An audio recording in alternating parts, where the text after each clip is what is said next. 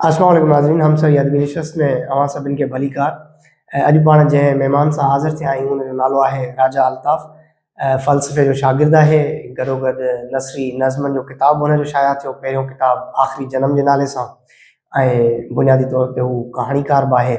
सो पाण अॼु हीअ हमसरी अदबी नशस्त मुकमल तौर ते ईअं सम्झो त फ़िक्री ऐं फ़लसफ़ियाणा हूंदी, छो त जॾहिं फ़लसफ़े जो शागिर्द वेहे तॾहिं रुगो फ़क़ति मंतिक ऐं शऊर ई ॻाल्हाईंदो, ऐं असां अॼु उन शऊर खे ॿुधंदासीं ऐं उहो असां मंतिकी सवालनि तरफ़ ईंदासीं। हाणे थियो ईअं आहे त सदाईं असां वटां तनक़ीदी शऊर खे हथी नाहे मिली, ऐं जेको मंतिक जे तरफ़ असां वधी न आहियूं सघिया, उन करे असां वटि हिकु अहिड़ा कल्चर्स पैदा थिया आहिनि, हिकु अहिड़ियूं ॾंद कथाऊं जनम वठी चुकियूं आहिनि जेके वधी वण थियूं आहिनि, ऐं असां उन्हनि में एतिरो उन्हनि जे सहर में वकोड़जी चुका आहियूं जो असां इहो विसारे वेंदा आहियूं त को मंतिक नाले का शइ समाज में वजूद रखे थी। मिसाल रिचर्ड डॉक्सन जो किताबु आहे गॉड्स डिल्यूजन। उन में प्रेसिडेंट ऑफ न्यू जर्सी लिखियो लेटर आइंस्टाइन खे। हुन चयो त असां तुंहिंजे इल्म जा मोतरफ़ ऐं मोतक़द आहियूं, ऐं तुंहिंजे इल्म जो असांखे स्कॉलरशिप जी अहमियत आहे ऐं असांखे हुनजी रेस्पेक्ट आहे। पर आइंस्टाइन हिकिड़ी ॻाल्हि इहा तूं यादि रख त ख़ुदा तुंहिंजे टेलीस्कोप में अचण वारी शइ कोन्हे जो तोखे उहो नज़र ईंदो। सो इहे ई अहिड़ा मंतिक वारा सवाल हूंदा आहिनि जेके असांखे फ़लसफ़ी अची ॿुधाईंदा आहिनि अक़ल शऊर खे इस्तेमालु करे कीअं असां पंहिंजे इल्मु आगाही खे वधाए सघूं था। हाणे कंहिं चयो त फ़लसफ़ी को बहस के अंदर ख़ुदा मिलता नहीं, दौर को सिलजा रहा है सिरा मिलता नहीं। त हाणे फ़लसफ़ियुनि जो सदाईं इहो सवाल रहियो आहे त ख़ुदा आहे या न आहे, पर रिचर्ड डॉक्सन जो इहो किताबु तव्हां सभिनी नौजवाननि खे पढ़णु खपे, हुन में ॾिसणु खपे। सो हाणे ईंदासीं राजा अल्ताफ़ जे पहिरीं किताबु जेको आख़िरी जनम, हुननि जो नसरी नज़्मनि जो किताबु आहे।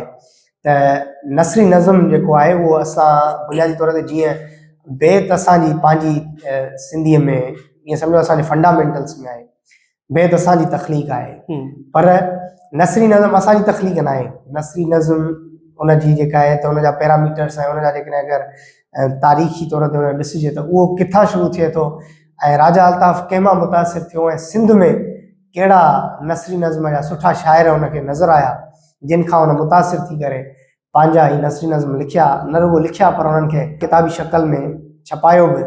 ऐं हुनखां इहो बि पुछंदासीं त हिन किताब में हुननि जो जेको पसंदीदा सभिनी खां बहितरीनु नसरी नज़्म आहे उहो कहिड़ो आहे, उहो बि असां हुननि खां ॿुधंदासीं। तव्हांजी महिरबानी जो तव्हां हिन क़िस्म जी गुफ़्तगू में मूंखे मदू कयो। तव्हांजे सवाल ते अचण खां अॻु में थोरो हिन खे मां समराइज़ कंदुसि त मुंहिंजो बुनियादी तौर ते जेको लिखण पढ़ण सां ताल्लुक़ु आहे उहो वारह शहर में अदबी संगत जा जेके दोस्त हुया, उहे जेके बि उनजा मेंबर हुया त उहे बुनियादी तौर ते मुंहिंजी फैमिली जा बि हुया, ऐं असीं पाड़ेसरी बि हुआसीं जंहिंमें इरफान मनान हुयो, ऐं नजीब चांडियो, सागर मुश्ताक, कमर मनान चांडियो, हिकिड़ी तमामु घणी हिकिड़ी नौजवान जी हिकिड़ी खेप हुई सीनियरनि जी, जंहिंजी सोबत में अची करे असांखे मुख़्तलिफ़ सब्जेक्ट पढ़ण ऐं मुख़्तलिफ़ इल्म पढ़ण जो हिकिड़ो मौक़ो मिलियो।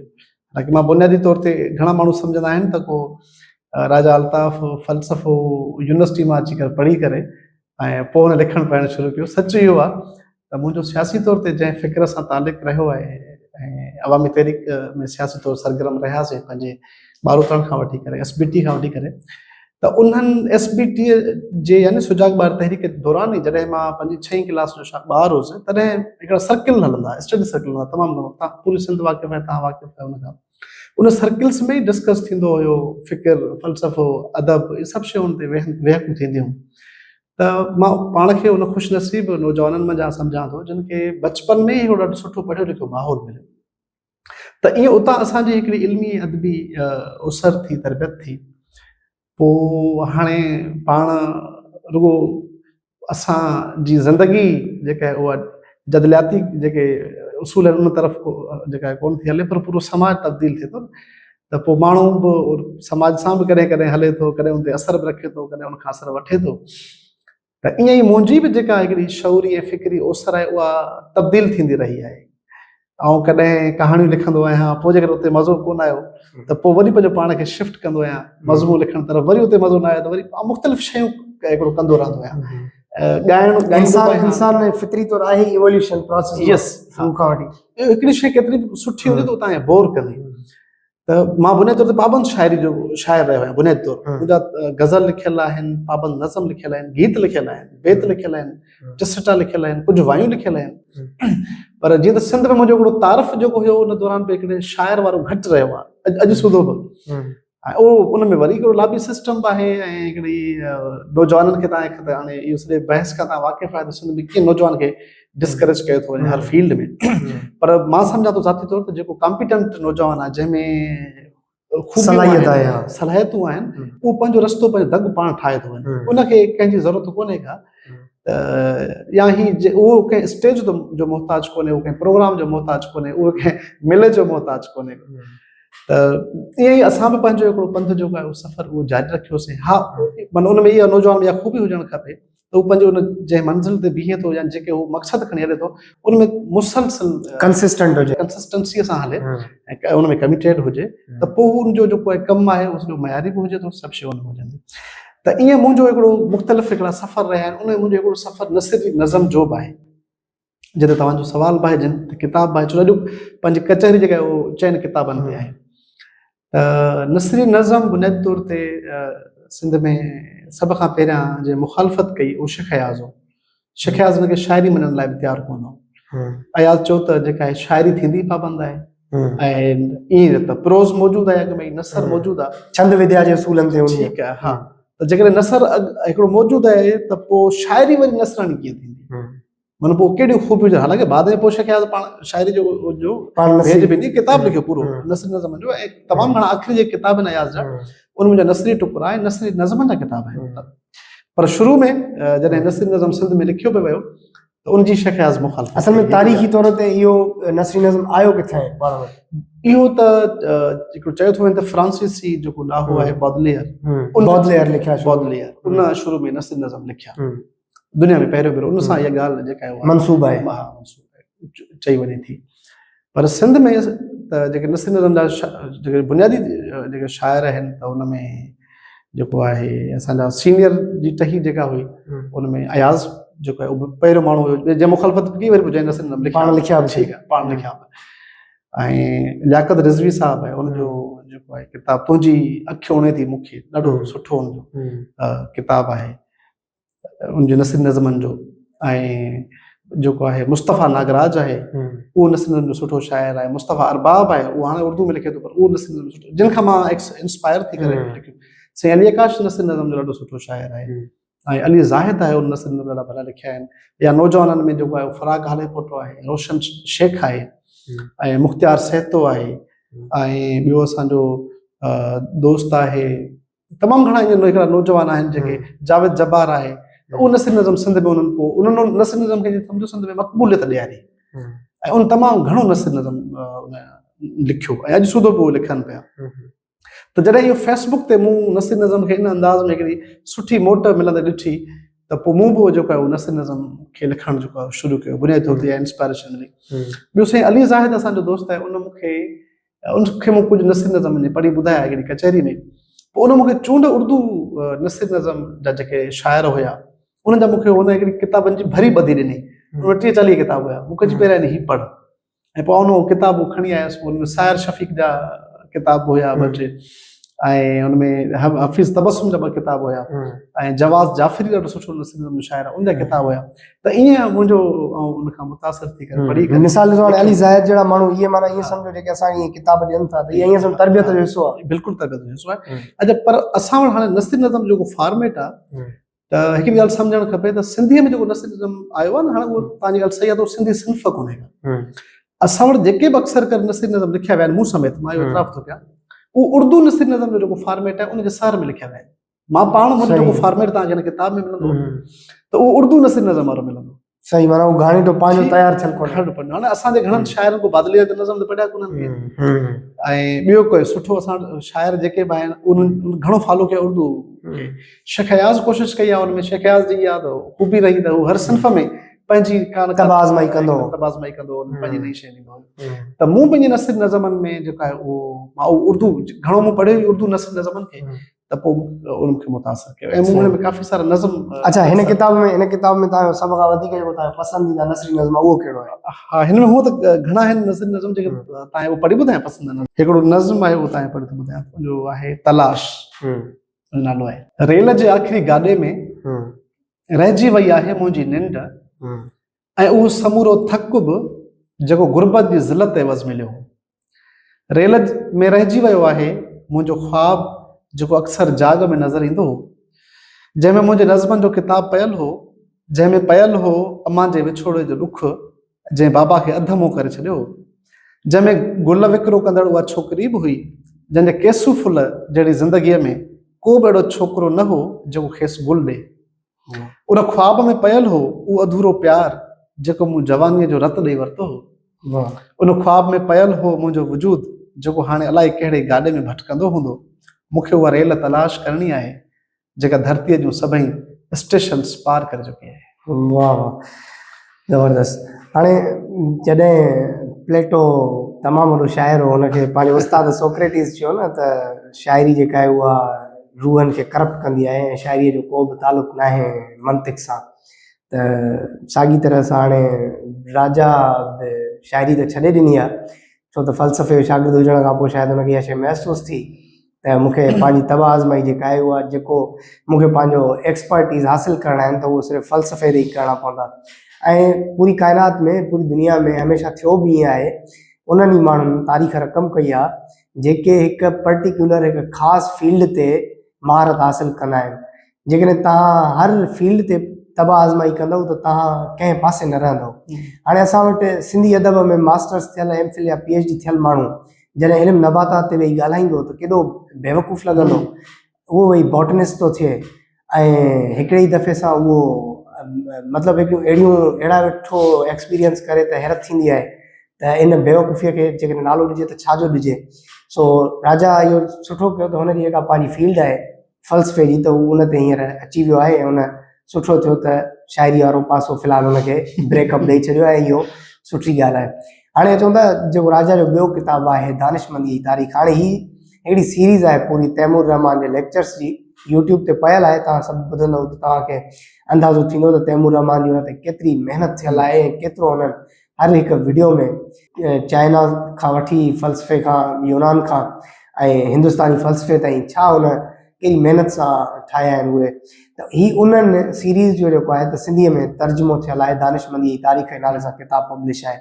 सो हाणे मजमूई तौर ते पुछंदासीं राजा खां त हिन किताब खे सहेड़ण में, हिन किताब खे तर्जुमो करण जे पोयां कहिड़ो उत्साह हो? हा, पहिरीं ॻाल्हि त मां अॼु सूधो बि शाइरी खे ऑन कयां थो ऐं कॾहिं कॾहिं नसर नज़म लिखंदो बि आहियां, पर इहा ॻाल्हि मां तव्हां सां मुतफ़िक़ आहियां त जेकॾहिं कंट्रीब्यूट करिणो आहे त उहो हिकिड़ी फील्ड में कजे। इहा ॻाल्हि तव्हांजी सही आहे, छो जो इंसान जी ज़िंदगी आहे उन में माण्हू इन घणनि फील्ड्स में कंट्रीब्यूशन नथो ॾेई सघे। हालांकि असां वटि कुझु माण्हू आहिनि अॼु सूधो बि जेके कोशिशि कंदा त असीं हर फील्ड जा एक्सपर्ट हुजूं। सो घटि में घटि असांखे अहिड़ी का बि ख़ुशफ़हमी हिकिड़े ई हंधि मौलाना रूमीअ ते बि लिखंदासीं, हिकिड़े ई हंधि कबीर ते बि लिखंदासीं, अयाज़ ते बि लिखंदासीं ऐं हर अंग्रेज़ी में बि लिखंदासीं, हर फील्ड ते असांखे महारत लिखंदासीं, माहौलियात ते बि लिखंदासीं, वरी जेको आहे असांजो त इन क़िस्म जो जेको आहे पोइ माण्हू सिंधी में हूंदो आहे त न घर जो न घाट जो। हा, ईअं ई आहे। पोइ तव्हां हिकिड़ी फील्ड में जेकॾहिं एक्सपर्ट ई कोन आहियो ऐं तव्हां हिकिड़ा पाण खे पखेड़णु चाहियो था ऐं फैलिजणु चाहियो था त इहा बि हिकिड़ी क़िस्म जी का इन जे पुठियां मूंखे ख़बर न आहे त उन्हनि माण्हुनि खे कहिड़ी इंस्पायरेशन आहे।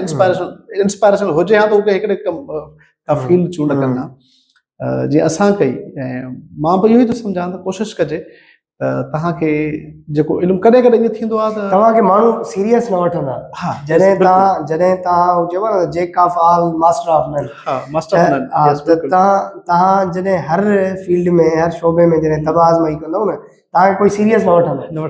तव्हांजी पर्टिकुलर कंहिं हिकिड़ी शइ ते जॾहिं हूंदी त तव्हांखे इदारा बॉन कंदा, तव्हांखे माण्हू सीरियस बि वठंदा ऐं माण्हू तव्हां खां राय बि वठंदा। राजा मां ही फ़लसफ़े ते किताबु पब्लिश करणु वञा थो, हिन ते मूंखे तव्हांजा 2 अखर खपंदा, तव्हांजी नज़र सां खपे थी। हाणे हुननि खे ख़बर हूंदी राजा शाइरी बि करे थो, राजा कहाणियूं बि लिखे थो, नॉवल बि लिखे थो, वरी फ़लसफ़े ते बि लिखे थो, पोइ माना हू हेॾा डाइवर्ट थी वेंदा, कोई तव्हांखे सीरियस न वठंदो। त ऐं मामलो इहो माण्हू सही नमूने उन ते हिकिड़ो कंट्रीब्यूशन कंहिं फील्ड में न ॾेई सघंदो। असांजी सिंधी ॿोलीअ सां इहो घणे क़दुरु अॻु में इहो रहियो आहे त असांजो जेको लेखक आहे या राइटर आहे या जेको सोचींदड़ ज़हन आहे जेको हूअं जेकॾहिं हिकिड़ी फील्ड खणे थो उन में तमामु घणो कुझु करे सघे थो। पोइ उन सां इहो मसइलो इहो त हू हर फील्ड जो माहिर थियणु चाहे थो जेको मुमकिन ई कोन्हे हिकिड़ी ज़िंदगीअ में। मां चवां थो त माहिर त परे जी ॻाल्हि आहे जेकर तव्हां मथा छरो इल्मु बि 5 इल्मनि जो मिसाल तौर ते पाण अदब फ़लसफ़ो तारीख़ सियासत ऐं साइंस जा इहो खणूं उन में मथा छरा जेकॾहिं 50 किताब बि उनखे सम्झण जे लाइ बि 10 ॼणा खपनि। हिकिड़ी मामूली ॻाल्हि कोन्हे पर असां वटि हाणे वरी इहो नौजवान में बि इहो रुझान वधियो आहे त उहे कोशिशि कनि था।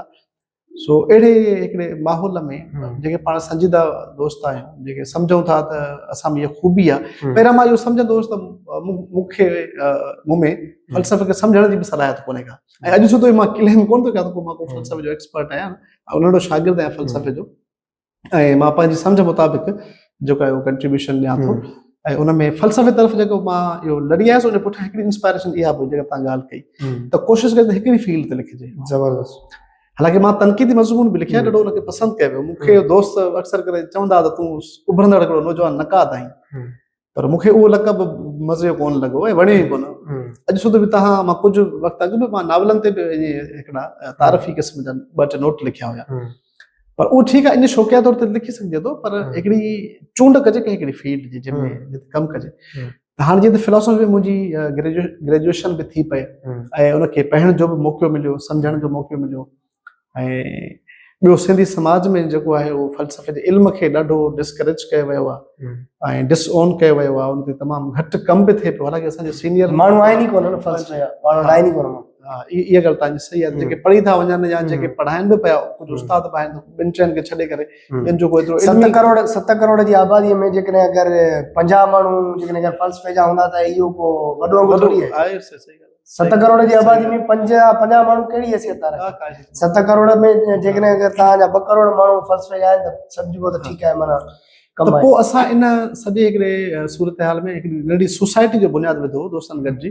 उन मुंहिंजा क्लासमेट हुया 1-2 उस्ताद बि हुया साईं वजाद हुसैन हुयो मुंहिंजा दोस्त हुया अज़हर चांडियो ऐं ॿी हिकिड़ी टीम हुई सिंध फिलोसॉफिकल सोसाइटी जो असां बुनियादु विधो त सिंधी समाज में जेको आहे फ़लसफ़े ते कंट्रीब्यूट कजे। पोइ असां सिंधी में पहिरीं हिकिड़ो मैगज़ीन बि कढी हुई टिमाही फिलोसॉफी जे हवाले सां ऐं पोइ मूंखे उन्हनि जीअं चयो त तूं हाणे लिखी बि अथो ऐं तर्जुमा बि करींदो त पोइ तूं भला फ़लसफ़े ते का सीरीज़ किताबनि जी तर्जुमो कर।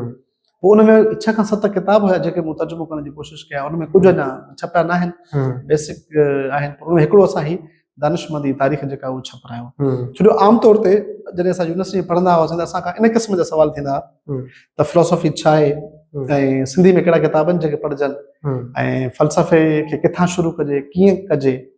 त पोइ उन सॼे नज़र में इन सभिनी सवालनि खे ॾिसी करे पोइ मां ही जेको किताब असां हिकिड़ो तरतीब ॾिनोसीं ऐं हिन बुनियादी तौर ते आहिनि त डॉक्टर तैमूर जा वीडियोज़ ई पर पोइ हिननि खे वरी लिखत जी सूरत में असांजो दोस्त आहे मीसम अब्बास उनखे ट्रांसक्राइब बि कयो वरी उर्दू में उन में उन एडिशन बि जेके आहिनि उहे तैमूर साहब पाण कया। पोइ मूं वरी उनखां इहा तैमूर सां हिकिड़ो सुठो तालुक़ु आहे दोस्ताणो मूं उनखां इजाज़त वरिती त मां हिन क़िस्म जो मवाद जेको आहे सिंधी में तर्जुमो करणु चाहियां थो। छो इहा बि हिकिड़े क़िस्म जी आहे जेके तव्हां ॿिए कंहिंजो किताब तर्जुमो कंदो उन घटि में घटि परमिशन लाज़मी आहे। सुभाणे उहो किथे बि क्लेम करे विझो। हा त पोइ हीउ जेको आहे तैमूर रहमान जे 46 एपिसोड्स जो तर्जुमो आहे जंहिंमें 4 दौर यानी ग्रीक फिलोसॉफी पूरी कवर थियल आहे ऐं हुन में 4 दौरनि में हिन किताब खे विराहे वियो आहे। सोक्रेटिक जेको दौर आहे ऐं सोक्रेटिक जेको आहे उहो पीरियड आहे ऐं जेको आहे उहो जेको हेलेनिस्टिक जेको दौर आहे 3 दौर ख़ासि तौर ते हिन में किताब में जेको आहे उहो डिस्कस थियल आहे। त हीअ किताब ईअं सम्झो त फ़लसफ़े में हिकिड़े ABC जी हैसियत रखे थो। उनजो कारण इहो आहे त हिन किताब में मूं कोशिशि कई त ॿोली ॾाढी जेका आहे सवली हुजे ऐं मूं जॾहिं हीउ तर्जुमो पियो कयो त मूं पंहिंजे ज़हन में 7हीं 8हीं क्लास जे ॿार खे रखी करे किताब तर्जुमो कयो। जॾहिं इहो किताब 7हीं 8हीं क्लास जो ॿारु पढ़ंदो त उन जी जेका सम्झ आहे उन मुताबिक़ हिन किताब जी सम्झ में ईंदो या कोन ईंदो। हा त हिकिड़ो हालांकि यूनिवर्सिटी ताईं बि जेको असांजो ॿारु अचे थो त उनजी जेका एजुकेशनल जेका लर्निंग आहे उहा एतिरी स्ट्रॉन्ग लेवल जी कोन्हे का उहा एॾी रिज़नेबल न हूंदी आहे जो हू फ़लसफ़े जे सवालनि खे सम्झी सघे या हू एतिरो को तनक़ीदी ऐं तख़लीक़ी शऊर रखे या हुनखे एतिरो इनकरेज कयो वियो हुजे हिन पासनि में। हालांकि हींअर माहौल सुठो जुड़ियो आहे हींअर त तमामु घणो जेके नौजवान असांजा उहे संजीदगीअ सां पढ़नि बि था ऐं फ़लसफ़े खे जेको आहे उहो ॾिसनि बि था, किताब ख़रीद कनि था, पढ़नि था। त हींअर अॻ जी भेट ऐं माहौल ठीकु जुड़ियो आहे, फ़लसफ़े खे ॾाढो पॉज़िटिव माण्हू हींअर वठनि था। मतिलबु हीअ किताब तव्हां सम्झो था दानिशमंद जी तारीख़ जी बुनियादी किताब आहे, बुनियादी किताब, बुनियादी जेकॾहिं जीअं पोल्ज़र वारो किताब आहे जेको जोए साहब तर्जुमो कयो आहे, फ़लसफ़े जो इब्तिदाई कोर्स, त उहो ऐं हिन में कहिड़ो त तव्हां वाज़े फ़र्क़ु सम्झो? फ़र्क़ु इहो आहे त उहो जोए साहब जो उन ॿोली ॾाढी ॾुखी आहे, सभ खां पहिरियों जोए साहब जी ॿोली बि ॾुखी आहे, ॿियो किताब बि ॾुखियो आहे। किताब उहो हिकिड़ो मार्क्सी तनाज़र में एलिमेंटरी प्रिंसिपल्स ऑफ फिलॉसफी, ॿियो हुन में जोए साहब जो तर्जुमे जो कमाल बि आहे त उहो घणनि दोस्त सीनियर दोस्त बि चवंदा आहिनि असीं पढ़ूं था त असांजे मथां गुज़री थो वञे, पर जेकॾहिं मूंखे तर्जुमो हुन ॾाढो मुतासिर कयो आहे, छो जो तव्हांजो बैकग्राउंड हूंदो, जंहिंजो बैकग्राउंड थोरो घणो फिलोसॉफिकल आहे त पोइ हुनखे सवलो लॻंदो आहे, हुनखे इंट्रस्टिंग लॻंदो, ॾाढो हुन में पढ़ण दौरान इंजॉय कंदो। त हीअ मां हिन करे चवां हीअ ॾाढो सवलो आहे, हीअ तव्हांखे जॾहिं हिकिड़ो भेरो तव्हां पढ़ंदो तव्हांखे लॻंदो कि मां फ़लसफ़े जो किताब थो पढ़ां। ॿियो हिन जी ख़ासियत इहा आहे दानिशमंद जी तारीख़ तव्हांजे किताब जी, त जेकॾहिं अगरि कंहिं तैमूर रहमान जा अॻु इहे वीडियोस ॾिठा हूंदा ऐं उन खां पोइ जॾहिं हीअ किताब पढ़ंदो त उहो हिनखे पाणी वांगुरु लॻंदो, पाणी वांगुरु ऐं ॾाढो सवलो लॻंदो। ऐं ॿियो इहो डॉक्टर तैमूर जी पंहिंजी बि जेका अप्रोच आहे फिलोसॉफी ॾाढी सुठी आहे ऐं उनजो एक्सप्रेशन ॾाढो सवलो आहे, त जॾहिं फ़लसफ़े ते ॻाल्हाए थो त ॾाढो हुनखे आसान करे बयानु थो करे। सो इन ई हिकिड़े मक़सदु इहो त सिंधी समाज में फ़लसफ़े जे इल्म खे थोरो घणो हिकिड़ी तहरीक जी शकिल ॾिजे ऐं उनमें जेको आहे कंट्रीब्यूट कजे। सो हिन किताब जे पुठियां इहो हिकिड़ो इंस्पायरेशन बाए कहाणी आहे।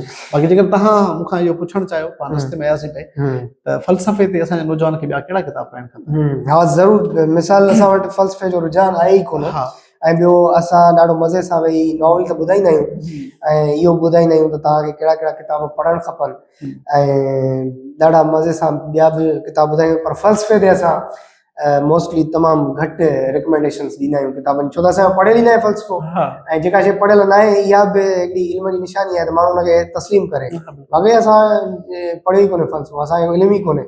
सो तव्हां इहो रिकमेंड कयो त बहितर आहे त नौजवान उहे किताब ज़रूरु पढ़नि। मां फ़लसफ़े जे शागिर्द जी हैसियत में जिन किताबनि मूंखे सुठा लॻा या जिन मुंहिंजी फ़लसफ़ानी सम्झ में इज़ाफ़ो कयो, उनमें कुझु किताब आहिनि जिन जा मां नाला खणणु चाहियां, छो जो असां वटि आमतौर ते फ़लसफ़े में हिकिड़ो किताब घणो डिस्कस थींदो आहे, सोफ़ीज़, ठीकु आहे, हालांकि उहो ट्रांसलेशन आहे उहो नॉवल जी शकिल में, त हाणे फिक्शनाइज़्ड आहे, बसि आहे इहो त बेसिक आहे, बिल्कुलु उन किताब जी ज़रूरु हिकिड़ी अहमियत आहे, पर मां उनखे फिलोसॉफी जो एकेडमिक जो किताब नथो सम्झां, एकेडमिक वर्क बि न आहे, ठीकु आहे। हुन फ़लसफ़े में ॾाढी भली कोशिशि आहे ऐं फिक्शनाइज़ करे हुन फ़लसफ़े खे ॾाढो सुहिणे नमूने सम्झायो आहे हुन कहाणी में पंहिंजी में। त इन किताबनि में हिकिड़ो बुनियादी किताब जेको मां नौजवान खे रिकमेंड कंदुसि उहो आहे 5 हिकिड़ा 6 राइटर आहिनि, उन गॾिजी लिखियो आहे फंडामेंटल्स ऑफ फिलोसॉफी, फ़लसफ़े जा बुनियाद, त उहो ॾाढो जेको आहे उहो सुठो किताब आहे। ॿियो किताब आहे ब्राउन मैगी जो the story of philosophy, story of philosophy हिकिड़ो विल्डेग्रांड जो आहे, पर ब्राउन मैगी जो किताब जेको आहे उहो ॾाढो शानदार किताब आहे। ॿियो हिकिड़ो राइटर आहे, उनजो किताब आहे फिलोसॉफी फॉर किड्स, ॿारनि लाइ फ़लसफ़ो, उहो किताब पढ़णु खपे। त इहे हिकिड़ा बुनियादी नोयत जा हिकिड़ा किताब आहिनि। ॿियो हिकिड़ी सीरीज़ जेका आहे उहा हिकिड़ी हुनजी वॾी यूनिवर्सिटी आहे, उन पब्लिश कयूं हुयूं मुख़्तलिफ़ इल्मनि ते, the book of politics, the book of literature, the book of history, the book of religion, the book of psychology, ईअं हुन हिकिड़ो किताब छपियो द बुक ऑफ फिलोसॉफी। उहो किताब दोस्तनि खे ज़रूरु पढ़णु खपे। उन में हुन ॾाढो सुठे नमूने आमतौर ते फ़लसफ़े ते जेको लिखे थो त उहो फ़लसफ़े जी तारीख़ थो लिखे, यानी फ़लसफ़ी खे डिस्कस थो करे, पर फ़लसफ़ाननि नज़रियनि खे, फ़लसफ़ाननि आइडियाज़ खे घटि डिस्कस कयो वेंदो आहे। त इहो किताब जेको आहे उहो वरी फ़लसफ़ाननि आइडियाज़ खे डिस्कस आहे, फ़लसफ़ाननि मौज़ूअनि ते जेको आहे उहो बहस करे थो। त हीअ जेके मूं 4-5 किताब ॿुधाया आहिनि, इहे जॾहिं को नौजवान असांजो गहराई सां पढ़ंदो ऐं हुनखे बार बार पढ़ंदो त हुनजी फ़लसफ़ानी सम्झ ॾाढी सुठी थींदी। सही। अच्छा राजा, ॿियो तव्हांजो किताब आहे मार्क्सी अख़लाक़ियात, हाणे इहो बि हिकिड़ी ईअं सम्झो त फ़लसफ़े जी थीसिस आहे राजा अनवर, इहो बि हिकिड़ो मार्क्सी फ़िक्र ऐं फ़लसफ़े जी रोशनीअ में हिकिड़ो अख़लाक़ियात जो तनक़ीदी अभ्यास आहे तव्हांजो किताब। सो इन किताब जे बारे में बि असांखे कुझु ॿुधायो। हा, हिन किताब जे पुठियां हिकिड़ी कहाणी आहे। मुंहिंजो दोस्त आहे आदर्श अमीरजान, उहो मूं वटि रहियल हुयो, उन राजा अनवर जो किताब आहे मशहूरु, उनजे ख़तनि जो किताब आहे। अलमेर इहो त असां वटि वरी उन किताब खे नावल सम्झो वेंदो आहे, उहो ख़तनि जो किताब आहे, झूठे रूप के दर्शन, अच्छा, मशहूरु उनजो किताब आहे। उन में जंहिं ते इहो इल्ज़ाम आहे त रहिजी वियल मंदर उन कॉपी आहे, हा। इहो त इल्ज़ाम आहे, पर तव्हां जॾहिं पढ़ंदो त उन में कंहिं बि क़िस्म जी का हिकु जड़ाई कोन्हे का। असां वटि वरी इहो अलमियो हूंदो आहे, घणा मामला हिकिड़ा असां वटि रहिया हा, त बस प्रोपेगेंडा थी वई हिकिड़े ते थी वई, जेकी शइ ते त बस पोइ उहा पई सदियूं हलंदी। हा पई मामलो हलंदो, ऐं बिना पढ़ण जे बिना ॾिसण बिना तहक़ीक़ जे, जेकॾहिं मंसूर ॻाल्हि करे छॾे त पोइ सॼो हा, बस उहो लोक उन जे पुठियां। हा, उहो आहे न फ़लसफ़ियाणो असांजो मिज़ाज ई न आहे न, त असां मंतिक ते थी सोचूं। असां रिसर्च करणु सिखी कोन्हे का ऐं तहक़ीक़ करणु सिखी कोन्हे का, ऐं असां में इहा मां सम्झो एतिरी फज़िलत ई कोन्हे का त असां पाण जेका शयुनि खे ॾिसी करे पाण शयूं पंहिंजे मुताले मां आणे करे पोइ का राय जोड़ियूं। ऐं राय असांजी बि का हतमी राय थोरी आहे, मुंहिंजी राय पंहिंजी मुंहिंजी सम्झ मुताबिक़ हूंदी, मुंहिंजे मुताले जे मुताबिक़ हूंदी, तव्हांजी सम्झ पंहिंजे अंदाज़ में हूंदी। पाण हिक ॿिए सां इख़्तिलाफ़ त करे सघूं था, डिसएग्री थी सघूं था, ऐं डिसएग्रीमेंट जेका आहे उहा इल्म जो या सेहतमंद निशानी आहे, इल्म जी सेहत ख़ूबसूरती आहे, हुस्न आहे, उहा इल्म खे अॻियां वठी थी। हींअर ताईं जेको बि फ़लसफ़े जो जेको पूरी हिस्ट्री आहे न, डिबेट आहे न, उहो दरअसल इख़्तिलाफ़नि जो डिबेट आहे, डिसएग्रीमेंट जो डिबेट आहे। जेकॾहिं फ़लसफ़ी तव्हां जॾहिं फ़लसफ़े पढ़ंदो त हिकिड़ो फ़लसफ़ी ॿिए फ़लसफ़े सां एतिराज़ कंदो। मिसाल जॾहिं थैलिस चवे थो त हीअ काइनात पाणी मां ठही आहे, त हुनजो शागिर्द जेको आहे एनेक्सिमेंडर उहो उनखे रिस्पॉन्ड कंदो, चए थो न उस्ताद तूं ग़लति आहीं, हिन पाणी मां न ठही आहे, वरी पोइ पंहिंजा हिकिड़ा कंदो, उनखे वरी एनेक्सिमेंड्स चैलेंज कंदो। इहा पूरी फ़लसफ़े जी हिस्ट्री आहे जेका आहे, मतिलबु प्लेटो खे चैलेंज करे थो अरिस्टोटल। त तव्हां फ़लसफ़े जी पूरी जेका तारीख़ आहे उहा इख़्तिलाफ़नि जी तारीख़, डिसएग्रीमेंट्स खां शुरू थी आहे। सही ॻाल्हि आहे। त फ़लसफ़ो जेकॾहिं उनमें जेकॾहिं हर मामले में असां एग्री कयूं बीठा हुजूं, पोइ इल्मु ओसर कीअं कंदो? हा, पोइ फ़लसफ़ो न थियो न, पोइ सम्झ फ़िक्र। ऐं असां वटि बि इहो जेको इल्मनि जो अछो मुंहुं थियो आहे, उनजो बुनियादी तौर ते उनजो हिकिड़ो बुनियादी सबबु बि इहो आहे त असां हर ॻाल्हि मुतफ़िक़ लॻा वेठा आहियूं। हा, सही ॻाल्हि आहे। जेकॾहिं असीं उन लाबी जा माण्हू आहियूं त पोइ चवंदा बाबा हीउ त वॾो दानिश्वर आहे, वॾो इंटेलेक्चुअल आहे, वॾो ॾाहो आहे, भले उनजा किताब रद्दी जे बराबरि हुजनि, भले उन का जेका आहे उहा कॉम्पिटेंसी न हुजे, को मुतालियो न हुजे, मतिलबु उनजो का क़ाबिलियत हुन में न हुजे, पर जीअं त मां उनजी लॉबी जो माण्हू आहियां ऐं मुंहिंजो जेको आहे पगमट यार आहे, त पोइ ऐं मूंखे वरी मतिलबु ॿियो साज़ो सामान बि ॾिए थो, चांहि वांहि बि पीआरे थो, मूंखे सपोर्ट करे थो, त पोइ ठीकु आहे। माना असीं पंहिंजा जेके ज़ाती आदर्श न आहियूं न ठाहे सघिया असां पंहिंजा उहे जेके बुनियादी उसूल आहिनि, असां उन्हनि खे छॾे करे असां पंहिंजे ज़ाती तालुकात खे अहमियत ॾिनी आहे। त बहस वरी इहो इन पासे बि हली वेंदो त आदर्श में जान उहो किताब पढ़ियो पए, झूठे रूप के दर्शन, ॿोली ॾाढी ख़ूबसूरत आहे। तव्हां उहो जॾहिं ख़त पढ़ंदो त राजा अनवर जी उन ख़त में छा त हसीन ॿोली आहे, एॾी न, पर उहो अहिड़े क़िस्म जो माण्हू राजा अनवर वरी एॾो हिकिड़ो आशिक़ मिज़ाज माण्हू, ऐं वरी उहो फ़लसफ़े ते वरी किताब लिखे थो, मार्क्स जी अख़लाक़ियात, त इहो कीअं? हा, त पोइ मां वरी हॉस्टल पढ़ंदा हुआसीं त मां बॉइज़ हॉस्टल ते वियुसि त किताब पियो मार्क्स जी अख़लाक़ियात, ॻाढ़ो हुनजो छपाई हो ॻाढ़े जुल्द में, त मुंहिंजो राजा अनवर पढ़ियो त मूंखे क्लिक थियो, झूठे रूप के दर्शन, मुंहिंजो आहे साॻियो उहो पढ़ियुमि त उहो वाक़ई उहो हुयो, उन में नाला लिखियल हुया, झूठे रूप के दर्शन में किताब आहे। पोइ उहो किताब मां दोस्त खे मुंहिंजो यार मूंखे पढ़ाईंदे, चई न यार किताब मां हाणे वठी आयो त न ॾींदुसि। ठीकु आहे, पोइ मंझंदि जो क्लास वठी मोटी आयो, थकिजी पियो, सुम्ही पियो, मां किताब चुराए हलियो आयुसि। पोइ किताब उहो खणी अचे, जॾहिं मूं पढ़ियो त मूंखे ॾाढो किताब मुतासिर कयो। पोइ किताब त मूं हुन दोस्त खे वापसि कयो, पोइ मूं किताब ख़रीद कयो ऐं मां हुनखे तर्जुमो कयो। अहिड़ियूं किताब में कहिड़ियूं शयूं जिन तव्हां मुतासिर कयो तर्जुमो करण ते? हाणे बुनियादी तौर ते मार्क्सी इख़्लाक़ियात में 5 चैप्टर जेके आहिनि उहे आहिनि। हिनखे मार्क्सी इख़्लाक़ियात चइजे या इख़्लाक़ियात जो मार्क्सी फ़िक्र ऐं फ़लसफ़े जी रोशनी में तनक़ीदी अभ्यास चइजे त वधीक मुनासिब रहंदो, छाकाणि त हिन पूरो जेको आहे उहो इख़्लाक़ियात खे मार्क्सी फ़िक्र जी रोशनी में ॾिठो आहे। हिन में 5 जेके बुनियादी तौर ते आहिनि। हिकिड़ो ओलह जी इख़्लाक़ियात ते तनक़ीद आहे, जेका ओलह जी जेका लिबरल जेका वेस्ट जी एथिक्स आहे उहा कहिड़ियुनि कहिड़ियुनि शयुनि खे प्रोटेक्ट करे थी, ऐं उनजो मार्क्सी हिकिड़ो तर्जीह आहे, ॾाढो ख़ूबसूरत ऐं सुठो हिकिड़ो फ़लसफ़ानो जाइज़ो हिन वरितो आहे। ॿियो चैप्टर आहे मार्क्स जा कुझु बुनियादी तसवुर, जंहिंमें फ़र्द, शऊर, इंसाफ़ ऐं आज़ादीअ खे डिस्कस कयल आहे। ऐं टियों आहे इनक़लाब जी इख़्लाक़ियात, ऐं चोथों पाकिस्तानी जेको समाज आहे उनजी नज़रियाती ऐं जेका समाजी बीहक आहे इख़्लाक़ी उहा कहिड़ी आहे। ऐं आख़िरी आहे जेको शिर ऐं जेको बदी आहे उनजो कॉन्सेप्ट आहे, उहो जेको आहे फ़लसफ़े में कीअं रहियो आहे। एथिक्स में बुनियादी तौर ते डिस्कस थींदो आहे जेके इंसानी अमल आहिनि, जॾहिं इंसान को अमल करे थो त उहो अमल जेको आहे उहो सही आहे या ग़लति आहे, त उनजी परख जेका आहे उहा कंहिं रवायती रस्म या कंहिं तव्हांजो जो सकाफ़ती जेको बैकग्राउंड उन मुताबिक़ न थियणु खपे, पर उहा मंतकी ऐं अक़ली बुनियादनि ते, तॾहिं तव्हां उनखे इहो ख़बर पवंदी बाबा राजा अल्ताफ़ी जो कमु करे पियो, अमल करे पियो, मंसूर जेको अमल करे पियो उहो ग़लति आहे या दुरुस्त आहे। हूअं त आम तौर ते त असां वटि जेके सुठा कम हूंदा आहिनि उहे समाज में असांजे में उनखे ख़राबु सम्झो वेंदो आहे, छाकाणि त असां उन अमलनि खे पंहिंजे उन समाजी कल्चर में या समाजी वैल्यूज़ जे पस मंज़र में ॾिसूं था न, या पंहिंजी जेका नेशनल हिकिड़ी सोकाल्ड जेका असांजी हिकिड़ी आहे, जेके असांजो माना ठहियल ठुकियल हिकिड़ियूं ॻाल्हियूं आहिनि, असां पंहिंजा हिकिड़ा रस्मूं नज़रिया ठाहे छॾिया आहिनि। ठीकु आहे, या ज़ाती जेके असां में आहिनि, मिसाल तौर जेकॾहिं मां चांडियो आहियां त मुंहिंजे चांडे क़बीले जी बि पंहिंजी हिकिड़ी नफ़्सियात आहे, उन में उहो चवंदो त हीउ जेको राजा अल्ताफ़ कमु करे पियो त इहो मुमकिन आहे त उनखे ग़लति लॻे, या ईअं असां वटि हिकिड़ो सिंधी समाज पाण कबीलाई समाज में रहूं था, अञा ताईं असां वटि उहे बुनियादी जेके मिसाल औरत जी आज़ादी जेका आहे उहा असां वटि ॾाढी मशकूक आहे, उहो औरत जेके औरतूं जेके तहरीक हलाइनि थियूं उन्हनि वटि बि मशकूक आहे, त पढ़ियल लिखियल तबिके वटि बि मशकूक आहे, त असांजे आम जेको माण्हू उन वटि बि मशकूक आहे। अञा ताईं असांजा माण्हू सम्झी कोन था सघनि औरत जी आज़ादी कहिड़नि मानाउनि में, ठीकु आहे, असां तव्हां ऐं असां त इहा ई घुर था कयूं मुआशी तौर ते आज़ादु हुजे ऐं उनखे पंहिंजी पसंदि जा जेके बि कम आहिनि जाइज़ कम करणु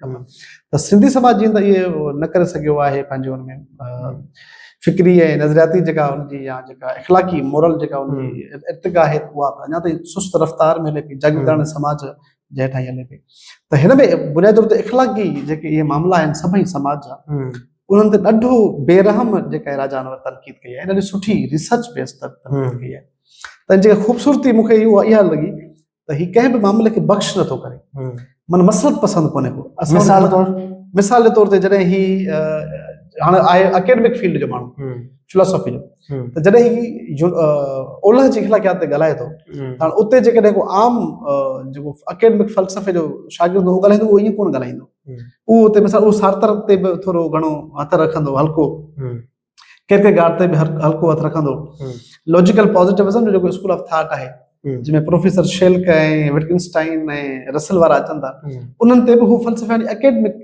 में ॾिसंदो, पर जॾहिं ही उन ते लिखे थो त ही उन ते मार्क्सी तनाज़र में ॾाढी बेरहम तनक़ीद करे थो त कीअं हिननि जो इहो पूरो फ़िक्र जेको आहे उहो इंसान दुश्मन नुक़्ते ते बीठल आहे, ऐं कीअं इहे जेके फ़िक्र आहिनि उहे सरमाएदारी खे या इस्तेसाल खे प्रोटेक्ट कंदा, त हू उन पूरे उन मां इहो नुक़्तो खणी अची हुनजी इख़लाक़ियात खे रद्द करे थो, त जेका इख़लाक़ियात समाज खां अलॻि बीठल आहे उहो फ़र्द जो जेको फ़क़ति शख़्सी मामले खे मामिलो थी सम्झे, जेका राजा अल्ताफ़ जी इख़लाक़ियात आहे उहा राजा अल्ताफ़ जी शख़्सी इख़लाक़ियात आहे, इनफ़रादी इख़लाक़ियात आहे, जेका सोकाल लिबरल हिकिड़ो असां वटि जेको कॉन्सेप्ट आहे एथिक्स जो, त हू इनखे ईअं कोन थो सम्झे, हू चवंदो जेका मार्क्सी इख़लाक़ियात आहे या जेको मार्क्सिज़म जो जेको पॉइंट ऑफ व्यू आहे इख़लाक़ियात ते, उहो इहो आहे त हू उनखे समाज जी इर्तिक़ा जे पस मंज़र में ॾिसे थो ऐं टोटलिटी में ॾिसे थो, गॾाए करे ॾिसे थो, कुलियत वारे सेंस में ॾिसे थो, जेका होलनेस आहे शयुनि जी उनमें ॾिसे थो, ऐं हूअं बि जेके बि इल्म आहिनि उहे समाज खां छिनल कोन्हनि के, मिसाल तौर ते साइंसी इल्म जेके आहिनि उहे असांजे समाज खां छिनल न आहिनि, जेका सोशल साइंस को बि इल्मु हुजे समाज खां कटियल ई कोन्हे को, मार्क्स जो जेको बुनियादी फ़लसफ़ो आहे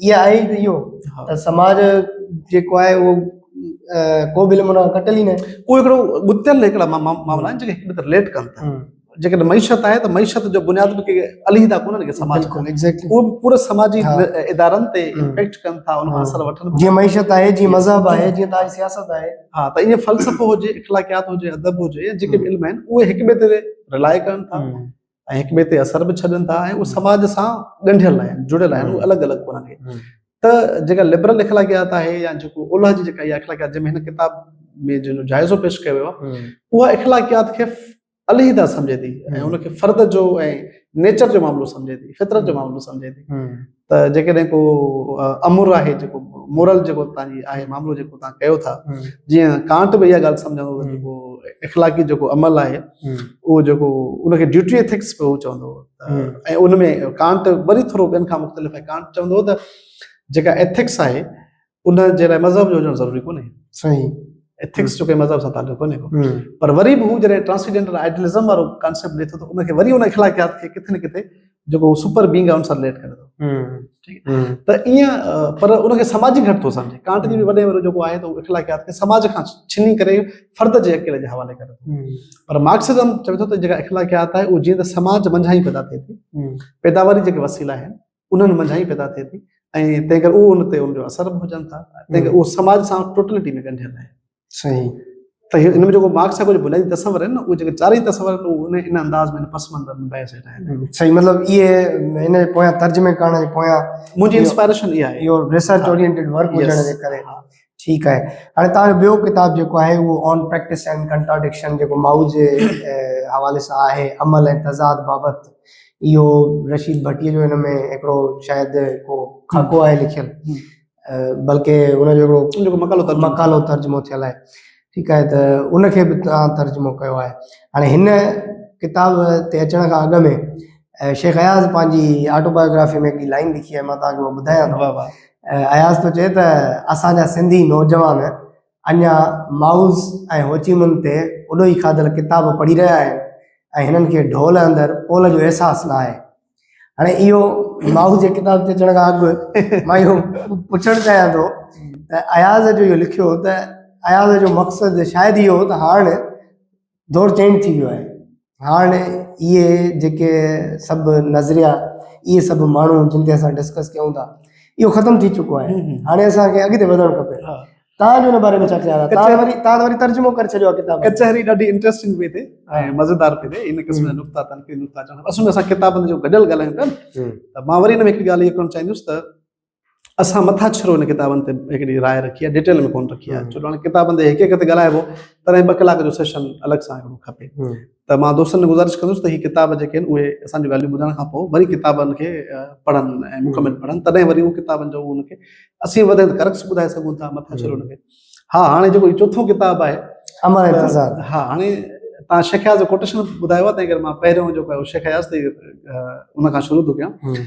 त अयाज़ ते जेका घणी जेका आख़िरी तनक़ीद थी न, उहा थी इन ते त शेख अयाज़ शाइरी खे, शाइर त कमाल जो हुयो, त शाइरी खां सवाइ जेको हुन इन क़िस्म जी तनक़ीदूं बि कयूं न, मिसाल तौर ते मार्क्सी फिक्र ते, स्टॉलन ते, या लेनिन ते, या होचीमन ते, माउ ते, इन क़िस्म जा जॾहिं उहो नसरी टुकराउनि लिखिया पिए त उन्हनि ते घणनि माण्हुनि एतिराज़ वारिया ऐं उहो वाजिबु आहे। हाणे ज़ाहिरी ॻाल्हि आहे, जॾहिं तव्हां बि लिखो था त तव्हांखे उनजे फिक्र जा माण्हू बि तव्हांखे रिस्पॉन्स कंदा ऐं लाज़मी तव्हांखे जवाब बि ॾींदा। हाणे इहो जेको असां जेको आमतौर ते इहो पिटको कयो वेंदो आहे असां वटि, त सवितो हिन जे टुटण खां पोइ मार्क्सिज़म नाकाम थी वियो। त तव्हां बि पढ़ंदड़ आहियो, बाशऊर आहियो, त कंहिं बि फ़िक्र जी जेका रिलेवेंसी आहे न, उनजो तालुक कंहिं हिकिड़ी दौर सां न आहे, हिकिड़े दौर सां कोन्हे को। ऐं ईअं हुजे त पोइ भला असीं ग्रीक फिलोसॉफी ते किताब छो तर्जुमो न, वॾे में वॾो त पाण वटि इस्लाम मञूं न, इस्लाम को अॼु सदीअ जो आहे छा? इहो बि छा आहे फिक्र, इहो बि त फिक्र उनखे छॾियो। दुनिया जेके बि समूरा मज़हब आहिनि पुराणा आहिनि, इस्लाम त वरी बि सभिनि खां वधीक नओं आहे, पर जेके ॿिया मज़हब आहिनि उहे त तमामु माना सदियूं क़बिले नस्ल जा मज़हब आहिनि। हिंदू मज़हब आहे, उनखे तव्हां ॾिसो, पर मज़हब जे पंहिंजो मौज़ू कोन था ॻाल्हायूं। त असांजो जेको फिक्र जेकी ॻाल्हि आहे, जेको साइंसी फिक्र आहे, फ़लसफ़ियाणो फिक्र आहे, उहो तकिड़ो ख़तमु कोन थींदो आहे। अच्छा, ॿियो इहो ॾिसणो इहो आहे त इहो जेको फिक्र जंहिं रद में आयो आहे, जंहिंसां इन जो मुक़ाबिलो आहे, छा उहो निज़ाम ख़तमु थियो आहे? सरमाएदारी जो जेको सोशल ढांचो आहे, उहो मार्क्सिज़म जो जेको मुक़ाबिलो आहे, हिकिड़ी ॻाल्हि बुनियादी आहे, उहो सम्झणु खपे। कैपिटलिस्ट मार्क्सिज़म काउंटर करे थो ज़ाती मिल्कियत खे ऐं जेको सरप्लस वैल्यू आहे उनखे, ऐं उनजे बुनियाद जेका ठहे थी इकनॉमिक्स उनखे, यानी पूरो जेको सरमाएदारो निज़ाम आहे उनखे।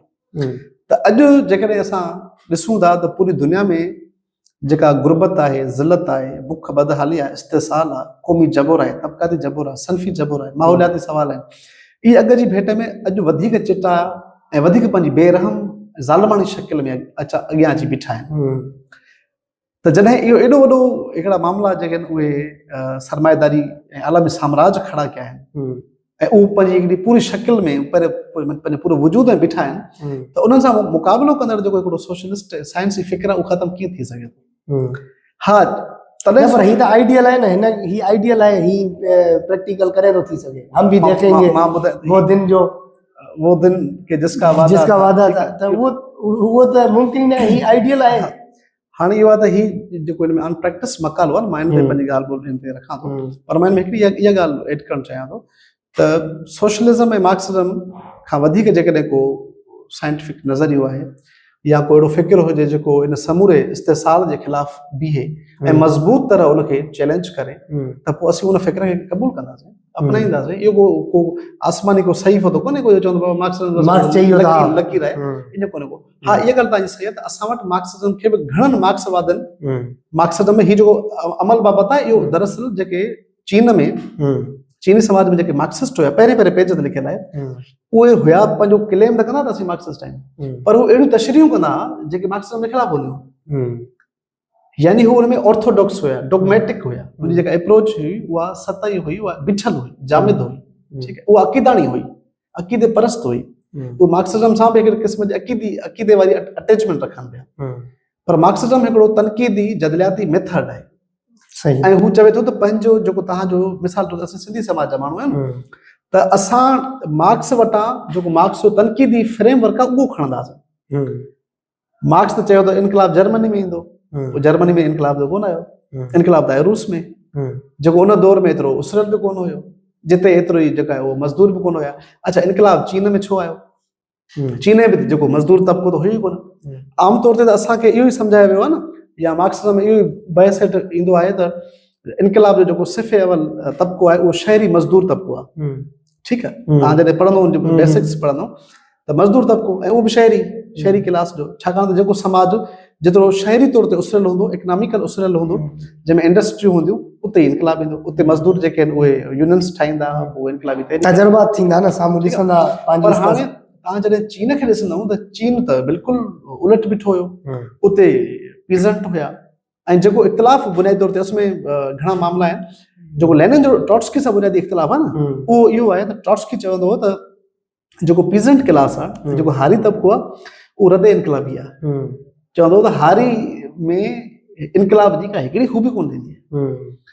पर लेनिन हुन सां इन मामले ते इख़्तिलाफ़ रखियो त रूस में जीअं त हारी बि आहिनि, तंहिं करे असां बि उनखे पंहिंजे उहे बि हिकु जेतिरो ई पीड़जनि पिया, त असां जेकॾहिं उहे बि असांजा हिकिड़ो इन सम्झो त भाइर ई आहिनि, असां उनखे मज़दूरनि जी जदोजहद सां शामिल कंदासीं, तॾहिं असां सही नमूने पंहिंजो हिकिड़ो पंथ जेको आहे पंहिंजो हदफ़ ताईं वञी पुॼंदासीं। त बुनियादी तौर ते ट्रॉट्स्की ऐं जेको लेनिन जो इख़्तिलाफ़ हुयो न, उहो इन ते मामले ते, ट्रॉट्स्की जेको आहे हुनखे मज़दूरनि खे घणी अहमियत पई ॾिनी ऐं हारनि खे का बि कोन पई ॾिनी, त हारनि ते हुनजो एतिराज़ हुयो। पर हाणे चीन जो मामलो, हाणे अचूं था हिन ते सवाल ते, अयाज़ वारो इहो त होचीमन ऐं माओ जो आहे, ठीकु आहे, ओॾे ई खाधल किताब अॼु बि पढ़ूं था, ओॾे ई खाधल किताब। हाणे इहो त हिकिड़ो अयाज़ जी पंहिंजी हिकिड़ी आहे। हाणे अयाज़ जो इहो पोइ हिकिड़ी रिकॉर्डेड हिकिड़ी ॻाल्हि आहे, मां इहो रखणु चाहियां थो। जॾहिं तव्हां अयाज़ जा किताब पढ़ंदो न, अयाज़ जो मुतालियो मार्क्सिज्म ते ऐं फ़लसफ़े ते तव्हां मूंसां इख़्तिलाफ़ रखी सघो था, को बि माण्हू इख़्तिलाफ़ रखी सघे थो। अयाज़ जा आशिक़ इख़्तिलाफ़ रखी सघनि था। अयाज़ शेख अयाज़ शाइरी में कमाल आहे, कमाल आहे, उनजे जोड़ जो को शाइर कोन्हे। 20वीं सदी में मां सम्झां थो को बि अहिड़ो शाइर कोन्हे जेको अयाज़ सां शाइरी में मुक़ाबिलो करे सघे, या हुन सां कुल्ह हणी बीहे सघे। नो डाउट, बिल्कुलु। पर अयाज़ जो फ़लसफ़े ते ऐं मार्क्सिज्म ते मुतालियो ॾाढो सतही आहे, उन में ॾाढा मुंझार आहिनि अयाज़ में, ठीकु आहे। ॿियो अयाज़ जो जेकॾहिं तव्हां इहो दौर ॾिसंदो न, त हू पंहिंजो पाण खे ॾाढो तकिड़ो शिफ्ट करे थो, यू टर्न्स तमामु घणा वठे थो। किथे किथे हू तरक़ी पसंदि जो बीठो आहे, किथे किथे हू एथिस्ट जो बीठो आहे, ठीकु आहे, किथे किथे माना हुनजी तव्हां शाइरी गज़ल जेकॾहिं पढ़ंदो, किथे किथे वरी सफ़ा अची आख़िर में उथी और अला सां, ठीकु आहे, हिते अची बीठो। इहो हर माण्हू खे हक़ आहे त हू कहिड़ो बि नज़रियो अपनाए। असां इहो कोन था चऊं त हर माण्हू जेको आहे उहो मंसूर ऐं राजा अल्ताफ़ जी सोच मुताबिक़ हुजे या ईअं सोचे, हर माण्हू जी पंहिंजी अंडरस्टैंडिंग आहे, पंहिंजी सम्झ आहे। पर इहो हक़ तव्हां ॿिए खे बि ॾियो न, इहो जेकॾहिं तव्हां पाण रखो था, इहो हक़ पूरे समाज जे ॿियनि माण्हुनि जे लाइ बि हुजणु खपे। त इहा मार्क्सिज्म ते मां सम्झां थो इहा सतही हिकिड़ी तनक़ीद आहे, या माऊ जे फ़िक्र ते या कंहिं ते बि ॾिसणो इहो आहे त असांजे समाजनि में जेको इस्तेसाल वारा जेके सवाल आहिनि, या जेको ग़ुलामी जा जेके सवाल आहिनि, उहे हल थिया या न थिया आहिनि।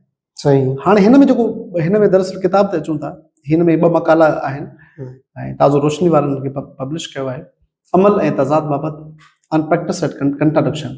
रशीद भट्टी साहब असांजो सम्झो हिकिड़ो सीनियर दानिश्वर रहियो आहे, उन तज़ाद बाबति जो तर्जुमो कयो हुयो सिंधी में, उहो कंहिं ज़माने में छपियो, शायदि 80-85 जे ॾहाके में हुन तर्जुमो कयो हुयो। ऐं हुन ॿिया बि फ़लसफ़े ते किताब सुठा लिखिया आहिनि, सच जो फ़लसफ़ो ॾाढो भलो किताबु आहे हुनजो। ऐं कम्युनिस्ट मैनिफेस्टो जो तर्जुमो बि रशीद भट्टी साहब कयो, ठीकु आहे, त हुनजो ॾाढो सुठो कंट्रीब्यूशन आहे।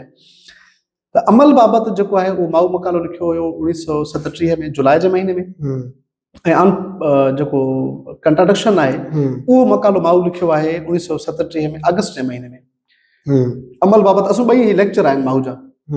अमल बाबति में बुनियादी तौर ते माऊ इहो सम्झाइण जी कोशिशि कई आहे त जेको इल्मु आहे उन जो ऐं अमल जो हिक ॿिए सां ॻंढापो कहिड़ो आहे, जेको नोइंग ऐं डूइंग जो जेको हिक ॿिए सां जेको आहे, जेको उनमें डिफरेंसिस आहिनि या जेको उनमें हिकु जहिड़ायूं आहिनि, उहे हिक ॿिए सां कीअं इंटीग्रेटेड आहिनि, इन ते माऊ जेको आहे हिन में पूरो जेको आहे फ़लसफ़ानी उन पस मंज़र में जेको आहे डिबेट रखियो आहे, बहस रखियो आहे, ऐं तव्हां जॾहिं हिनखे पढ़ंदो ॾाढो इंजॉय कंदो। अमल बाबति हिकिड़ो मां सम्झां थो त जेकॾहिं को मूंखां पुछे त ही 2 माऊ जा मक़ाला अहिड़ा आहिनि जेके मार्क्सिज्म जे 30 किताबनि ते भारी आहे। ऐं तज़ाद बि जेको आहे उहो मां इन ते किताब जे थ्रू इन ते ॻाल्हाइणु चाहियां थो। पोइ वरी पाण हिन चइनी किताबनि ते हिकिड़ी जनरल सही है ॻाल्हि रखूं था त इल्मु ऐं अमल जो हिक ॿिए सां कहिड़ो ॻंढापो आहे, कहिड़ो तालिक आहे, इल्मु कीअं पैदा थिए थो, उन में तजुर्बे जो, मुशाहिदे जो या जो को एक्सटर्नल जेको वर्ड आहे जेको इंसान खां ॿाहिरि आहे उनजो केतिरो आहे। आमतौर ते असां वटि बि इहो सम्झो था त इल्मु जेको आहे उहो अंदर मां ईंदो आहे। असां वटि सूफ़िज़म जेको आहे न उहो चवंदा आहिनि त उहो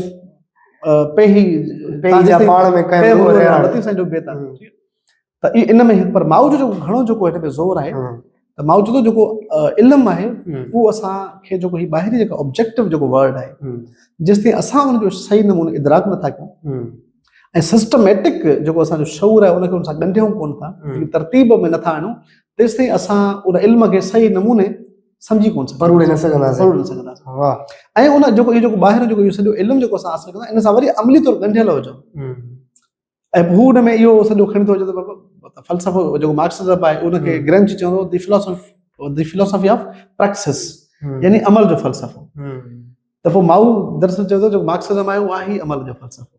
मार्क्सी इल्मु आहे जेको असांखे साइंस समाज जे बारे में तबक़ाती जेके सवालनि जे बारे में जेको ॼाण ॾिए थो उहो दरअसल तव्हां मार्क्स जो हिकिड़ो मशहूरु जुमिलो असांजा दोस्त कोट कंदा आहिनि त फ़लसफ़े हमेशह दुनिया जी तशरीह कई आहे, असुलु मामिलो उनखे तब्दील करणो आहे। एग्ज़ैक्टली उहो मार्क्स जो आहे। हालांकि तशरीह करणु भली ॻाल्हि आहे, जेसिताईं तव्हां कंहिं मामले खे तशरीह करे उनखे सम्झंदो कोन त सही नमूने उनखे प्रैक्टिस में आणे सघंदो, अमल ई न थींदो, अमल न पर रुॻो ॻाल्हियूं कजनि ऐं रुॻो वेही जेकॾहिं पॉडकास्ट कजनि ऐं अमली तौर ते कमु न कजनि त पोइ मज़ो कोन थी सघंदो। ऐं ॿियो हिन में मक़ालो आहे बुनियादी तौर ते अमल बाबति आहे त इल्मु ऐं अमल जो हिक ॿिए सां ॻंढापो केतिरो ज़रूरी आहे। ऐं ॿियो जेको मक़ालो आहे उहो आहे तज़ाद बाबति। ऐं यूनो तज़ाद जेको आहे उहो जदलियात जो ऐं मार्क्सी फ़िक्र जो फ़लसफ़े जो बुनियादु आहे ऐं उहो उनखे मार्क्सिज़म चवे थो त जेको इंसानी समाज आहे या पूरी जेका फितरत आहे, नेचर आहे, उन जो जेको बुनियादु आहे तब्दीली जो तज़ाद आहे, कंट्राडिक्शन आहे। ऐं जेकॾहिं तव्हां तज़ाद खे नथा सम्झो त तव्हां पंहिंजे समाज खे, पंहिंजी ज़िंदगीअ खे ऐं शऊर खे, इल्मनि खे या जेका बि नेचर आहे उन जो जेके बि कानून आहिनि, फिनोमिना आहिनि, उनखे तव्हां सम्झी न सघंदो। त हिन में ॾाढो हिकिड़ो सुठे नमूने इहो फ़लसफ़ानो बहस मौजूदु आहे। हाणे को उन सां मुतफ़िक़ आहे, माउ जो फ़िक्र जेको आहे रिलेवेंट आहे या इररिलेवेंट आहे, इहे अलॻि सां हिकिड़ा सवाल आहिनि, पर इल्मी गुफ़्तगू पाण हिन ते जेका आहे सही। अच्छा राजा, हिकिड़ो कराची में प्रोग्राम थियो हुयो, असांजो हितां लीडर आहे, नालो नथा खणोसि, लीडर आहे इफ़्तिख़ार सां हुनजी थी, उहा अॼु ताईं यूट्यूब ते पियल आहे, इफ़्तिख़ार साहब हुनजो कंदो इहो प्रोग्राम ऐं ॾाढी ख़ूबसूरत हूंदी। उनमें जेका हुनजी ख़ूबसूरती उहा इहा हूंदी त नौजवान जेके आहिनि उहे ऑडियंस हूंदा ऐं उहे हुन महिमान नवाज़ी सवाल कंदा हुआ। सो उन लीडर जेका बि कलाक जी डिबेट आहे उनमें उन कानूनी नुक़्ता त उथारिया जेके बि सिंध जे हवाले सां हुआ त उन्हनि ते ॾाढो सुठे नमूने सां बहस कयो, पर हुनजी सॼी गुफ़्तगू में हू लेनिन, माओ, स्टालिन ऐं होचिमिन, कास्ट्रो इन्हनि खां ॿाहिरि निकिरे ई न पियो। तव्हांखे ख़बर आहे कराची जो वेठल हुते ॿार हिकिड़ो उथी नौजवान हुन सवाल कयसि त इहे जेके बि जिन माण्हुनि जा तव्हां नाला था वठो न, स्टालिन, माओ ऐं इहे सभु, इहे असांजे लाइ आउटडेटेड आहिनि, न असां हिननि खे पढ़ंदा आहियूं, न वरी असां हिननि खे कुझु सम्झूं था। ऐं इहो तव्हां वञी सखर में या सिंध जे कंहिं ॿिए इलाइक़े में वञी इहा ॻाल्हि कयो त इहे तव्हां खां नौजवान मुतासिर थींदा, असांखे तव्हांजी इहे ॻाल्हियूं मुतासिर करण जहिड़ी कोन्हनि खे। हाणे पाण अचूं था इन ॻाल्हि ते, ठीकु आहे, हाणे हीउ दौरु आहे AI जो, हीउ साइबर सिक्योरिटी जो दौरु आहे, इन में असांखे नौजवाननि खे ज़ाहिरा तयारु उन लेवल जो करिणो आहे। अॼु ॾिसो था त असांजे पेरेंट्स खे इहा ख़बर कोन हुई त असीं जेके जनरेशन आहियूं एॾा तेज़ हूंदासीं, ठीकु आहे। हाणे असांखे पेरेंट्स ॾिसी परेशान थी विया, ठीकु आहे, ऐं हाणे असांखे इहा ख़बर कोन्हे त असांजी जेका ईंदड़ जनरेशन हूंदी उहा केतिरी तेज़ हूंदी ऐं उते अॻिले केॾो माना हिकिड़ी उन में जनरेशन एॾी तेज़ अचण में ही इल्मु तव्हां छा था सम्झो त हिननि जो को कारज आहे? बिल्कुलु कारज आहे, मां कारज सम्झां थो। उन में मिसाल मां हिनखे जेकर अञा थोरो चिटो कयां त जेको इलिट क्लास जो ॿारु आहे उनजे लाइ त वाक़ई मार्क्सिज़म कम जो कोन्हे, न पीढ़ियल तबके उनजे लाइ लेनिन कम जो कोन्हे को पीढ़ियल तब। हाणे हू जेको त ॿार वेठा सभु स्टूडेंट हुआ जिन चयो त इहे असांजे लाइ कंहिं कम जा कोन्हनि के, उन्हनि में को बि लिटस क्लास जो ॿारु कोन हो, हुननि जी बीहक। पर मसइलो इहो आहे त ही जेको मुंहिंजो पंहिंजो ज़ाती ख़्यालु आहे उहो इहो आहे त हाणे असांखे हिननि खां निकिरणु न खपे। ॾिसो हिकिड़ो इल्मी तौर ते जेकर तव्हां हिन बहस इन नुक़्ते खे पाण इल्मी तौर ते खणूं त हाणे मार्क्सिज़म घणो जेको आहे उहो सियासी नज़रियो सियासी फ़िक्र आहे। इल्मी तौर ते घणा सभु इल्म पाइण खपनि हुन में को हर्ज कोन्हे को, पर ॾिसो सम्झ जे लाइ पढ़णु जेकॾहिं खपे, सम्झ जे लाइ पंहिंजे इल्मो शऊर जे लाइ किथे बि डिस्कशन थिए थी त माण्हूअ खे ख़बर हुजे। असांखे ख़बर त हुजणु खपे न त कहिड़ो फ़िक्र समाज खे या इंसानी सवालनि खे कीअं ॾिसे थो, कीअं डील करे। असांजी ज़िंदगी सां जेके बि लाॻापियल सवाल आहिनि उनखे मार्क्सिज़म कीअं ॾिसे थो, सेक्युलरिज़म कीअं ॾिसे थो, डेमोक्रेसी कीअं ॾिसे थी, पर हुन में डिग्री कयूं या असां फ़िक्र जी फ़लसफ़े में असां डिग्री कयूं। हा, फ़लसफ़े में त डिग्री ज़रूरु करणु खपे। अच्छा, ठीकु आहे, फ़लसफ़े जो इल्मु त मां सम्झो तमामु नॉम चॉम्स्की पंहिंजे इंटरव्यू में हिकिड़ी ॻाल्हि कई त 21वीं सदी में उहे नौजवान ख़ुशनसीब आहिनि या उहे स्टूडेंट्स ख़ुशनसीब आहिनि जेके साइंस ऐं फ़लसफ़े जे सब्जेक्ट्स में पढ़नि था। नॉम चॉम्स्की जहिड़ो हिकिड़ो ज़बरदस्त मशहूरु जेको दानिश्वर आहे उहो इन ॻाल्हि कनि।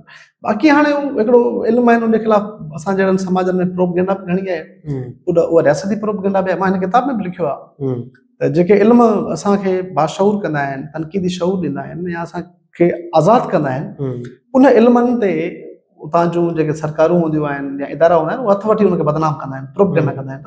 त अॼु बि असांखे जॾहिं मुंहिंजी दाख़िला थी फ़लसफ़े में त मूंखे इलाही सारनि दोस्तनि चयो फ़लसफ़े पढ़ी छा कंदे, नौकिरी कोन मिलंदी ऐं इन जो को कारज ई कोन्हे को।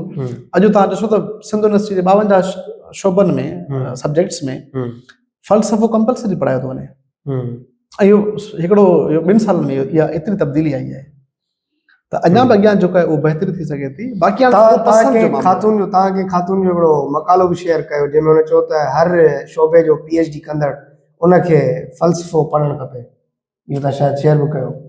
हा, यस, उनखे उन चयो त माना हिकिड़ो थिंकर हुजणु खपे। मां उन में इहा ॻाल्हि करणु चाहियो त जेके PhD कनि था या MPhil कनि था उनखे फ़लसफ़े जो कोर्स ज़रूरु पढ़ायो वञे।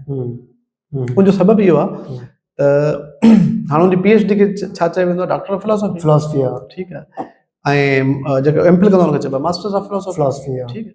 हाणे उनखे फ़लसफ़े जा बुनियादी जेके उहे उसूल सम्झ में सम्झियल न हुजनि या पढ़ियल न हुजनि त पोइ हू उन पंहिंजी पूरी डिग्री खे या पंहिंजे उन पूरे जेको उनजो आहे मां सम्झो अधूरो रहिजी थो वञे। सही, त मां इहा ॻाल्हि जेका उहा इन पस मंज़र खे मूं ते रखियो हुयो थोरो, छो असांजे तजुर्बे में बि आहिनि न घणा असांजा सिंधी PhD दोस्त आहिनि, सच पुछो उनखे फ़लसफ़े जी ABCD ख़बर न आहे, सही आहे, MPhil स्कॉलर आहिनि त एज़ अ इल्मु त उनखे पढ़ी सघे थो न अहिड़ो। छो फ़लसफ़ो तव्हांखे बायास घटि थो करे, नथो करे, न तव्हांखे ॿिए जो इख़्तिलाफ़ रखण जी सघे थो, फज़िलत पैदा करे त ॿिए खे ॿुधिजे कीअं ऐं ॿिए सां जेकॾहिं इख़्तिलाफ़ बि रखिजे त उहो केतिरो मुहज़िब ऐं शाइस्तगीअ सां ऐं सुठे तरीक़े में रखिजे, ठीकु आहे। ऐं कंहिंखे इनो जेकॾहिं मंसूर मूंसां इख़्तिलाफ़ करे मुंहिंजे फ़िक्र जे हवाले सां मुंहिंजी ॻाल्हियुनि जे हवाले सां त उनखे ज़ाती दुश्मनी में न वठणु खपे जेको असां वटि आमतौर पर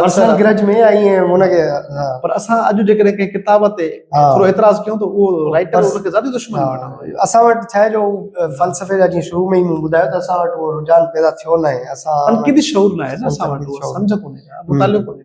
दोस्तो तमामु घणी महिरबानी राजा अल्ताफ़ जे टाइम ॾियण जी, ऐं ज़ाहिर आहे जीअं राजा चयो त हिकु हिकु किताब ते जेकॾहिं अगरि असां ॻाल्हाईंदासीं ऐं हिकु हिकु पने ते वेही त असांखे वॾो वक़्तु लॻी वेंदो ऐं ज़ाहिर आहे 2-2 कलाक लॻी सघंदा हिकिड़ी किताब ते। सो हिकिड़ा ईअं सम्झो त हीअ जेका टॉक हुई, हीअ जेका वेहक हुई असांजी, हिन में असां मथा छिरी हिकिड़ी सभिनी किताबनि ते गुफ़्तगू कई आहे। ऐं जॾहिं हाणे हीअ किताब तव्हां पढ़ंदव त इहो जॾहिं हूअं बि को बि तख़लीकार जॾहिं का तख़लीक़ कंदो आहे या लिखंदो आहे त उहो उन खां पोइ उहा पब्लिक प्रॉपर्टी बणिजी वेंदी आहे। उहो पोइ रीडर ऐं कारीअ जो कमु आहे त उनखे कीअं ॾिसे थो, उनखे कीअं खणे थो। सो असां जे सिंध में हींअर जेको फ़लसफ़े ते रुझान वधे पियो, इहा मुंहिंजे लाइ ज़ाती तौर ते ॾाढी ख़ुशाइनि ॻाल्हि आहे, छो त फ़लसफ़ो हिकु अहिड़ी फील्ड आहे जेका तव्हां में तनक़ीदी शऊर सां गॾोगॾु तव्हांखे मंतिक सेखारींदी। मंतिक ईंदो त तव्हां सवाल कंदो ऐं सवाल करण जी ज़रूरत जेका आहे न उहा तमामु दुनिया जे वॾनि ॾाहनि माण्हुनि वटि जिन दुनिया जा तमामु वॾा इल्म पढ़ी उन खां पोइ उहा सिखी। पर जेकॾहिं अगरि तव्हां फ़लसफ़ो पढ़ी ऐं तव्हां अॼु बि सवाल करणु सिखी था वञो, दैट इज़ वंडरफुल थिंग। सो पाण हाज़िर थींदासीं ॿिए दफ़े कंहिं ॿिए महिमान सां, कंहिं ॿिए किताब सां। तव्हां सभिनी जी वॾी महिरबानी।